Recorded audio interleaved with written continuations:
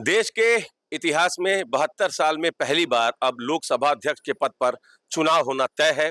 वजह यह है कि एनडीए की सरकार ने डिप्टी स्पीकर का पद विपक्ष को नहीं दिया, लिहाजा विपक्ष अब स्पीकर पद पर अपना उम्मीदवार खड़ा करेगा।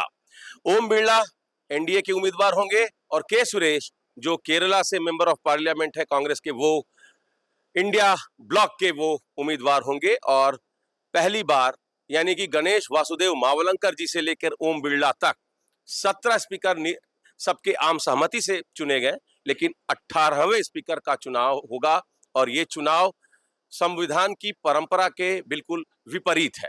दूसरी तरफ जो एक 25 जून को लेकर हर साल काला दिवस मनाने की परंपरा पिछले 10 सालों में देखी गई, उसी के अनुरूप आज भी देश और उत्तर प्रदेश में काला दिवस मनाया गया। लखनऊ में मुख्यमंत्री योगी आदित्यनाथ जी ने कॉन्फ्रेंस किया, अलग अलग शहरों में, जिलों में बीजेपी के बड़े नेताओं ने कॉन्फ्रेंस करके लोगों को आपातकाल की याद दिलाई। अब बड़ा सवाल यह है कि जो सरकार संवैधानिक परंपराओं को लेकर नहीं चल पाई, वो काला दिवस की अगर याद दिलाती है तो लोग इसको कैसे देखते हैं, ये हम सीधे सीधे उन्हीं से बात करते हैं। हम इस वक्त बनारस कचहरी में मौजूद हैं, ये कलेक्ट्रेट परिसर है और हमारे साथ अधिवक्ता समाज के लोग हैं। अधिवक्ता समाज के साथ हम इसलिए बात कर रहे हैं चूंकि इलाहाबाद हाई कोर्ट से ही एक फैसला आता है, जगमोहन लाल सिन्हा का वो फैसला, जिस फैसले के बाद आपातकाल की पृष्ठभूमि बनती है और तत्कालीन प्रधानमंत्री इंदिरा गांधी आपातकाल घोषित कर देती हैं। नित्यानंद राय जी, आप वकील हैं, संविधान भी समझते हैं, संवैधानिक मर्यादा और परंपरा भी समझते हैं। मुझे ये बताइए, अब काला दिवस एक तरफ सरकार मना रही है, दूसरी तरफ स्पीकर पद पर पहली बार चुनाव होने जा रहा है, आप दोनों बातों को कैसे देखते हैं? देखिए, सरकार काला दिवस मना रही है, उसको मनाना चाहिए। काला दिवस था, काला दिवस 25 जून, काला दिवस था, काला दिवस है, काला दिवस रहेगा, चाहे सरकार उसको मनाए चाहे न मनाए। 25 जून 1975 भारत के इतिहास में लोकतंत्र के हत्या और इमरजेंसी के लिए, जब तक ये कायनात है, जब तक ये पृथ्वी है, उसको लोग याद रखेंगे। इसमें कोई दो मत नहीं है, इसमें कोई इफ बट नहीं है। 25 जून काला जून था, ठीक है। अब आते हैं जो आपका मूल सवाल है, कुछ संवैधानिक परंपराओं का निर्वहन यदि कोई सरकार नहीं करती है तो आप उससे जो तुलना कर रहे हैं कि 25 जून को ब्लैक नाइट को क्या हुआ था, आपको अंदाजा है? मतलब उस वक्त के जितने धुरंधर नेता थे, जयप्रकाश नारायण, राज नारायण, चरण सिंह, सारे लोग एक तरफ से जेल में डाल दिए गए। तमाम बनारस के इसी सेंट्रल जेल में 500 लोग बंदी थे। यहाँ के जो आज तमाम लोग हैं, सतुत प्रकाश, अंजना प्रकाश, हमारे अनुद्र नारायण सिंह, यहाँ पे वकील जो थे उस वक्त हिमांचल सिंह सेंट्रल बार के अध्यक्ष थे 1975 में, उनके लड़के जो थे उनको बंद कर दिया गया। हिमांचल सिंह की डेथ हो गई, सेंट्रल बार के अध्यक्ष थे 1975-76 में, और उनको वो अपने पिताजी का दर्शन नहीं कर पाए। तमाम लोग कितनी मतलब नाखून उखाड़ दिए जाते थे। और ठीक है, वो आपकी बात बिल्कुल ठीक है, अत्याचार हुआ। मूल विषय पे, मूल विषय ये है कि उससे तुलना नहीं हो सकती है। यदि तुलना कुछ हो रही, मान ली कुछ परंपराएं टूट रही है, देखिए इसके लिए मैं जो हंग पार्लियामेंट होती है या जो फुल मेजॉरिटी नहीं मिलती है, तो इस प्रकार की संभावनाएं बलवती होती हैं। इसी संविधान में नोट की गड्डियां लहराई गई। पहली बार हंग असेंबली तो है नहीं जी, गठबंधन की सरकारें पहले भी चली, लेकिन तभी स्पीकर पद पर कभी चुनाव नहीं हुआ। देखिए दुखद तो है, तो इसके लिए जो परिस्थितियां हैं वो जिम्मेदार है। कोई भी आदमी जो 240 सीट कोई पार्टी जीत के आई हो और उसकी एनडीए की सरकार हो, 300 उसके सांसद हो, वो क्यों किसी को कोई चीज दे देगी? कोई देता है क्या? अरे डिप्टी स्पीकर का पद देने में क्या दिक्कत थी भाई? पहले भी दिया गया है। क्यों? ये क्या चैरिटी का पद है? इसके पहले भी आपने ही दिया। नहीं दिया होगा, इसके पहले भी एनडीए की सरकार थी, उन्होंने दिया।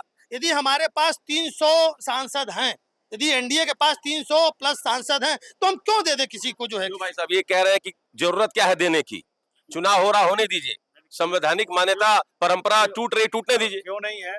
इंदिरा गांधी का आपातकाल तो आपको याद है, मोदी जी का आपातकाल याद नहीं है? इन्होंने अघोषित आपातकाल चलाया सरकार 10 साल, और 8 बजे रात को आते हैं टीवी पे, नोट बंद हो गया, कितने लोग मर गए नोट को चेंज करने में। फिर आए कि कोरोना में पूरा देश बंद कर दिए। कितने लोग पैदल चले, उनको कभी पैदल चले हैं कि वो जानेंगे? 20-20, 50-50 किलोमीटर पैदल चल के किसान लोग अपने घर पहुंचे। तो स्पीकर पद पर चुनाव को आप कैसे देख रहे हैं? ये जैसे मोदी जी हारे हैं और घोषित का आपातकाल 10 साल चलाए हैं ना, किसी को ईडी के साथ गिरफ्तार कर देना, सीबीआई कर देना, ये आपातकाल है ना। वो जेल में बंद किए, आप ईडी लगा दिए, सीबीआई लगा दिए। तो इसमें चुनाव मोदी जी हारेंगे। जैसे बनारस में हारे, 1.5 लाख से जीत उनकी हार है। कोई भी प्रधानमंत्री भारत का आज तक 1.5 लाख से नहीं जीता है। वो भाग्य की वो जीत गए। और इसी तरह स्पीकर का चुनाव होगा, वो हारेंगे। लंगड़ी सरकार आप है। कैसे देख रहे हैं इस फैसले को? देखिए, ये फैसला जो है गलत है। निश्चित रूप से आपसी सहमति के आधार पर यह निर्णय लेना चाहिए। लोकसभा हमारा गौरव है, हमारी प्रतिष्ठा का सूचक है। निश्चित रूप से भारतीय जनता पार्टी, उनके लोग निरंकुश है, यह सरकार निरंकुश है और ये निरंतर नागरिकों के जो मूल अधिकार हैं उनका जो है ये जो है शोषण कर रही है, शोषण करते जा रही है। ये सरकार पूरी तरह से निरंकुशता पर ही आधारित है। क्यों भाई साहब ये कह रहे हैं कि ये जो फैसला है सरकार का और जिस वजह से चुनाव हो रहा है ये दुर्भाग्यपूर्ण है, ये सरकार की निरंकुशता को बता रहा है? देखिए, सबका अपना अपना मत होता है। सरकार हमारी है, जीत के मैं आया हूँ। हमें सदन किस तरीके से चलाना है ये मेरा काम है, मेरा दायित्व है। अब आप उसको इससे जोड़ेंगे परंपरा टूटी। परंपरा तो बहुत इन लोग विपक्षियों ने, जो वर्तमान सरकार के विपक्षी हैं, कितनी परंपराएं तोड़े हैं।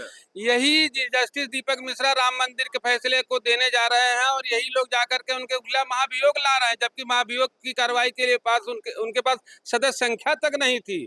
इनको क्या कहा जाए?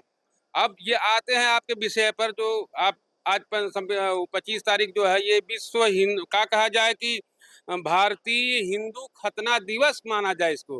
इस 25 जून को आपातकाल लगा करके करीब 60 लाख हिंदुओं का बधियाकरण किया गया, खतना किया गया। मतलब सिर्फ हिंदुओं का, उसमें एक भी मुसलमान नहीं था। बताइए कितना क्या कहा जाए इन लोगों को, और कितना अत्याचार किए वो सब भाई लोग बताएंगे। डिप्टी स्पीकर का पद विपक्ष को नहीं देना और पहली बार स्पीकर पद पर चुनाव होना, आप इसको कैसे देख रहे हैं? देखिए, ये परंपराएं, ये कोई संवैधानिक व्यवस्था नहीं है। संविधान में ऐसी कोई व्यवस्था नहीं है कि नहीं जो है डिप्टी स्पीकर और स्पीकर के पद को एक विपक्ष के निर्विरोध हो, डिप्टी स्पीकर विपक्ष के पास रहे और बाकी सत्ता पक्ष के ये पास। परंपरा है। ये परंपरा है। हाँ। सामान्यतः इस परंपरा का निर्वहन किया जाना चाहिए और विपक्ष की मर्यादा को ध्यान में रखा जाना चाहिए।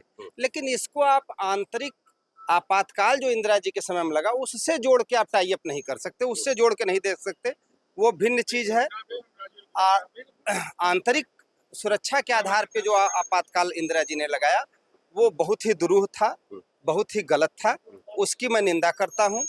और लोकतंत्र, किसी भी लोकतांत्रिक देश की स्वस्थ परंपरा के लिए आपातकाल केवल बाह्य सुरक्षा के आधार पे, जैसे कि 2 बार हमारे यहाँ लगाया गया, एक बार चाइना वार के समय लगाया गया, एक बार पाक वार के समय लगाया गया, तो वह सुरक्षा के आधार पे आपातकाल लगाया जा सकता है। लेकिन आंतरिक ठीक है। तो ये बताइए घनश्याम जी कि देश में पहली बार लोकसभा अध्यक्ष के पद का चुनाव हो रहा है। विपक्ष कहते रह गया लेकिन उनको डिप्टी स्पीकर का पद एनडीए देने के लिए तैयार नहीं था। आप कैसे देखते हैं इस पूरे मामले को? इस सरकार ने अगर लोकसभा हो या राज्यसभा का हो और चाहे विधानसभा हो, इनसे लोकतांत्रिक प्रक्रियाओं की अपेक्षाएं छोड़ दीजिए। मैं नहीं समझता कि यह सरकार आपको लोकतांत्रिक प्रक्रियाओं का कोई नियम, कायदा, कानून अडॉप्ट करे, ऐसा कुछ संभव नहीं। तो इन सरकारों को कुछ कहने के, आप कुछ कहना चाहिए? ये कुछ परंपराओं का पालन करना चाहिए। अगर वो विपक्ष में उपाध्यक्ष वाला पद अगर परंपरागत रूप से दिया जाए, कोई संवैधानिक व्यवस्था नहीं है, दिया जाता है तो उस परंपरा का पालन करना चाहिए, बस। तो ये आखिरी कमेंट आपसे ही ले लेते हैं। ये सही है कि मीसा और डीआईआर के तहत अनगिनत लोग जेल में डाल दिए गए। ये भी सही है कि आपातकाल लोकतंत्र में एक काले धब्बे के रूप में था, है और रहेगा। लेकिन ये तथ्य भी कम महत्वपूर्ण नहीं है कि एक 72 साल की परंपरा आज टूटी है और स्पीकर पद पर चुनाव हो रहा है। ये किसी भी परिपक्व लोकतंत्र के लिए आपको लगता है कि कहीं से भी ठीक है? आपका लास्ट कमेंट क्या है? देखिए ऐसा है, ये बात सही है, यदि देश पक्ष और विपक्ष सार्थक दिशा में सार्थक चीजों के लिए एक साथ मुद्दों पे कुछ कॉमन मिनिमम प्रोग्राम पे तो एक हो जाना चाहिए। और देश की जनता पक्ष विपक्ष दोनों को देख रही है, ऐसा नहीं है कि सिर्फ मोदी जी को देख रही है, विपक्ष को भी बहुत माइन्यूटली ऑब्जर्व कर रही है उनके सारे एक्टिविटी को। तो विपक्ष यदि कुछ मजबूत हुआ है तो यदि कंप्रोमाइज हो जाता, स्पीकर सत्ताधारी दल के पास रहता और डिप्टी स्पीकर विपक्ष को मिल जाता, तो ये अच्छी परंपरा रहती। लेकिन परंपराएं टूटी हैं तो हम जैसे आम जन के लिए दुखद तो है ही है, संवैधानिक बाध्यता नहीं है, लेकिन हो जाता तो हाइपोथेटिकल बात पे कोई बहस करनी नहीं है। सच्चाई है कि जैसा आप बता रहे हैं कि चुनाव हो रहा है, हम आम जन उससे दुखी हैं और ऐसा नहीं होना चाहिए। देश हित में पक्ष विपक्ष दोनों को मिलकर सार्थक कदम उठाने चाहिए और देश हित में जहां पे देश के विकास की बात हो वहां पक्ष विपक्ष को आम जन एक दिशा में जाते देखना चाहता है। That's all. चलिए, तो लोकतंत्र में बहुत सी मर्यादाएं, परंपराएं इसलिए भी महत्वपूर्ण है क्योंकि वो कहीं लिखी गई नहीं है। संविधान में कहीं लिखा गया नहीं है कि स्पीकर सत्ता पक्ष का होगा, डिप्टी स्पीकर विपक्ष का होगा। लेकिन 72 साल की एक परंपरा रही थी, वो परंपरा अब टूट गई है। 18वें लोकसभा अध्यक्ष के लिए अब चुनाव तय है। Amit Singh, TV9 UP, Varanasi.